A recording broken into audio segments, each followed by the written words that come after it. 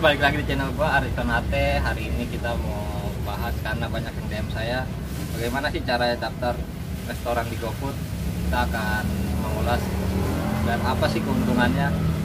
Oke, kita akan bahas satu persatu, guys. Kita akan bahas dari segi keuntungan dulu.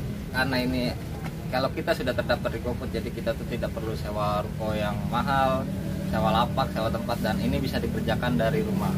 Untuk rekan-rekan yang memiliki niat untuk buka usaha tapi tidak memiliki modal yang besar, ini adalah alternatif paling bagus dan paling efektif. Kita sendiri tahu sewa ruko itu berapa harganya, apalagi di tengah pandemi seperti ini tidak akan bisa buat makan di tempat.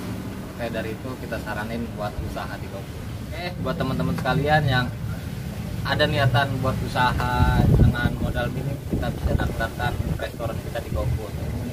Bagaimana sih cara daftarnya? Ikuti terus. Jadi yang pertama kita harus download aplikasi GoBiz dari Play Store. Setelah aplikasi terdownload, apa saja yang kita perlukan?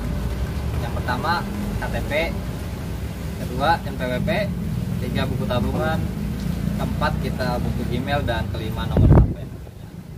Sekarang kita masuk ke aplikasi GoBiznya. Di sini ada dua pilihan, ada masukkan nomor dan daftar GoFood. Karena kalau untuk masukkan nomor itu buat restoran yang sudah terregistrasi di aplikasi GoBiz atau GoFood. Kalau kita ingin daftar, kita klik daftar GoFood.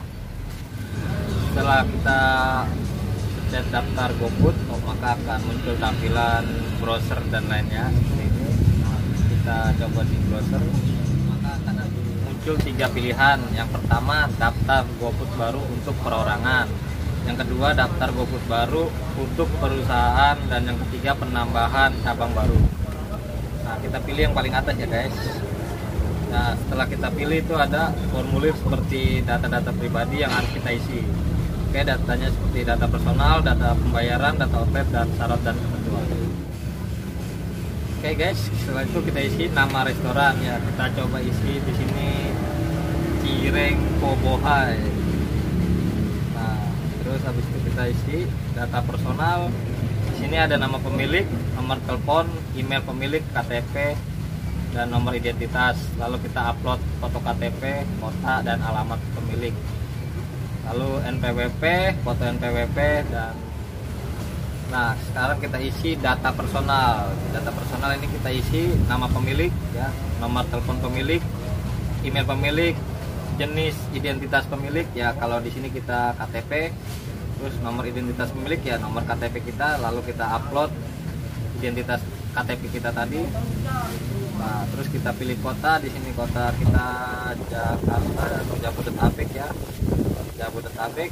Lalu kita pilih alamat, nah, lalu kita masukkan nomor NPWP dan kita upload NPWP. Setelah itu kita ke data pembayaran.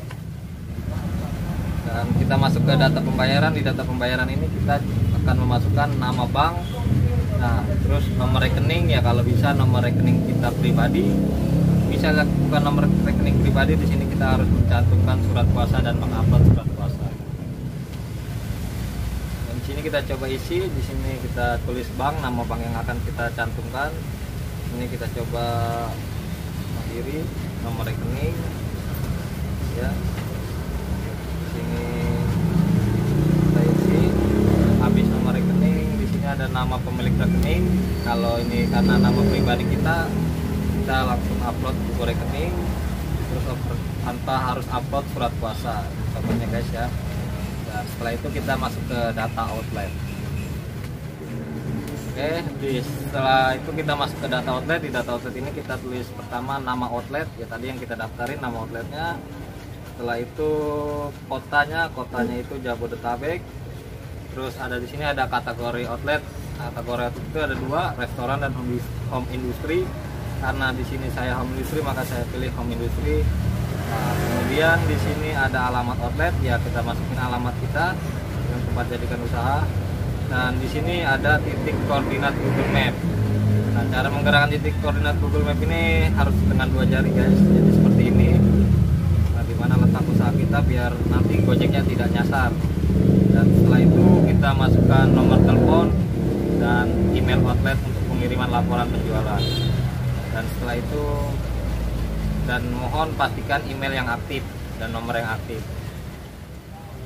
Ingat ya, nomor dan email itu harus selalu aktif karena setiap pemberitahuan akan masuk ke nomor atau email yang aktif. Dan setelah itu kita ke syarat dan ketentuan.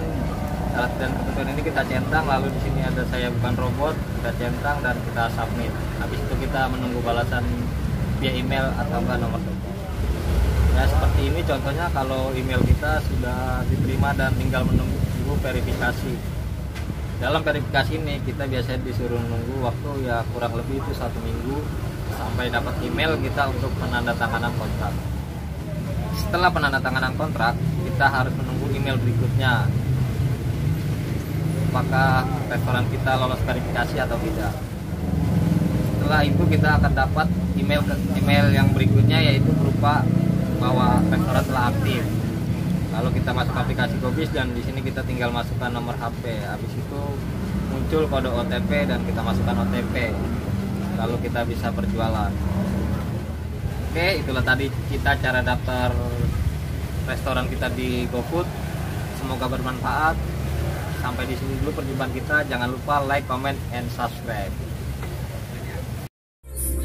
Ya, jangan lupa subscribe ya nggak? Oke.